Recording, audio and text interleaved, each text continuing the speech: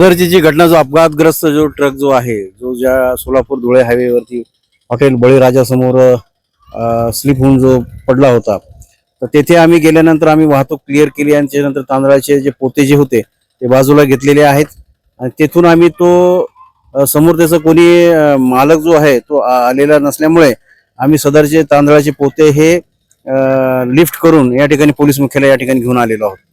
अद्याप तांदळाच्या मालकाचा शोध लागलाय का? कोणी समोर आलंय का? आणि आज काही नवीन चेहरे आलेत, त्याबद्दल तुम्हाला काय वाटतंय?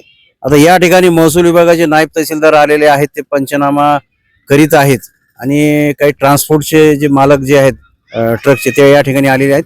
पंचनामा या ठिकाणी चालू आहे.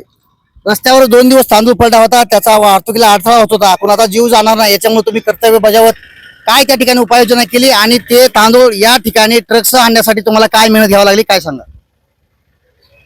सदर जो धुळे सोलापूर महामार्ग आहे तो अति वेगवान वाहनं त्या ठिकाणी धावतात, त्यामुळे